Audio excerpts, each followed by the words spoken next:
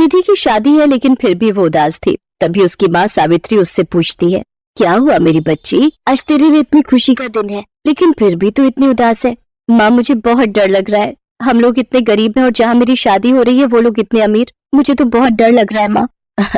इसमें डरने की क्या बात है बेटी, बल्कि ये तो खुशी की बात है कि तू इतने बड़े घर में जा रही है, वहाँ जाकर तू हमेशा खुश रहेगी। अपनी माँ की बातों से निधि को थोड़ी राहत मिलती है। उसके बाद बारात आ जाती है और फिर निधि और रोहन की शादी हो जाती है।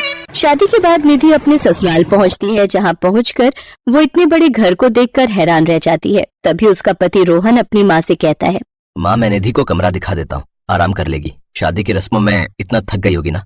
हाँ हाँ, बहू को आए अभी एक दिन हुआ नहीं और तू अभी से ही जोरू का गुलाम बन गया, जा ले जाकर दिखा दे इसका कमरा। अगले दिन निधि सुबह सवेरे 5 बजे उठ जाती है और नहा धोकर पूजा पाठ करती है, जिसके बाद अपनी पहली रसोई बनाती है।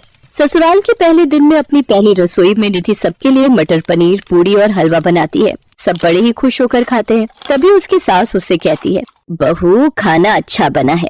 सचमुच निधि, खाना काफी स्वादिष्ट बना है। थैंक यू जी। अच्छा, आज तुम अपने पग फेरों की रस्म के लिए अपने घर जाने वाली हो ना, तो वहाँ मेरे बेटे का ख्याल रखना, उसे कुछ उल्टा सीधा मत खिला देना। जी माँ जी। उधर निधि की माँ सावित्री सुबह से ही घर की साफ सफाई करने में लगी हुई थी।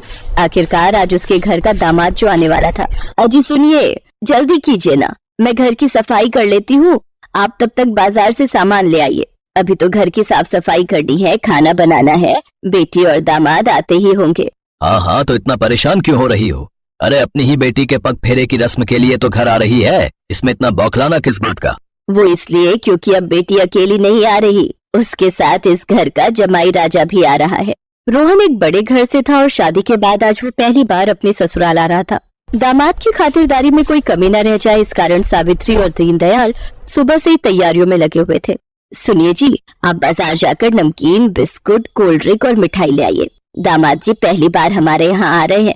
लेकिन मेरी जेब में तो बस 500 रुपए ही रखे हैं। ये आप क्या कह रहे हैं जी, ये सब सामान तो चाहिए ही, साथ में दामाद जी को विदाई के वक्त सगुन देना होगा, उसके लिए भी हमें कुछ पैसे चाहिए होंगे। मैं अभी अपने दोस्त बिरजू से कुछ पैसे उधार लेकर आता हूँ। दीनदयाल बिरजू से पैसे उधार लेकर सामान लेने बाजार चला जाता है। उधर सावित्री पड़ोस में जाकर नई चादर मांग कर ले आती है और खाट पर बिछा देती है। दीनदयाल भी तब तक सामान लेकर घर पहुँच जाता है। कुछ देर बाद गाड़ी का हॉर्न बजता है, लगता है वो आ गए।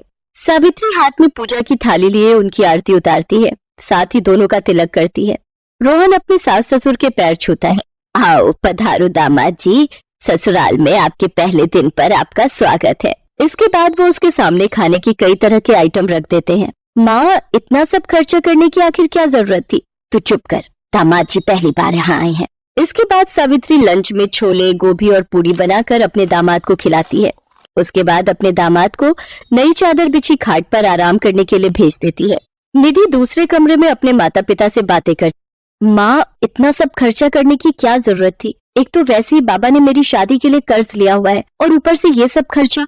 बेटी, दामाद जी आज पहली बार अपने ससुराल आए तो उनकी खातिरदारी करना हमारा फर्ज है। मैं जानती हूँ बाबा, आपने पहले ही मेरे लिए बहुत कुछ किया है और मैं नहीं चाहती कि आप मेरी वजह से और कर्ज में डूब जाओ। बेटी, तुझे इतना अच्छा घर मिल गया और हमें क्या चाहिए।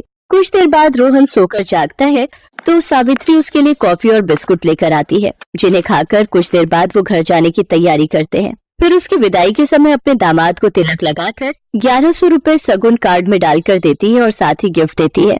नहीं माँ, ये सब मुझे नहीं चाहिए, ऊपर वाले की दुआ से मेरे पास सब कुछ है। आपने मुझे अपने दिल का टुकड़ा अपनी बेटी दी है, वही मेरे लिए बहुत है। और बाबूजी, मैंने आप लोगों की सारी बातें सुन ली थी, ये मेरी तरफ से चेक है, आप इन पैसों से अपना सारा कर्जा चुका दो। मैं नहीं चाहता कि मेरे माँ बाप इस उम्र में कर्ज का बोझ ढोते फिरे। नहीं बेटा, ये हम कैसे ले सकते हैं? बाबूजी, एक पल में बेटा कह रहे हो और दूसरे पल में पराया भी कर रहे हो। आज तक सुना था कि दामाद भी बेटा ही होता है, लेकिन आज तुमने इस कहावत को सच साबित करके दिखा दिया बेटा। जुग जुग जियो मेरे बेटे और सदा खुश रहो। अपने माता पिता के प्रति रोहन का ऐसा व्यवहार देखकर निधि की आंखों में आंसू आ गए, तो वहीं सावित्री और दीनदयाल के मन में अब रोहन के लिए इज्जत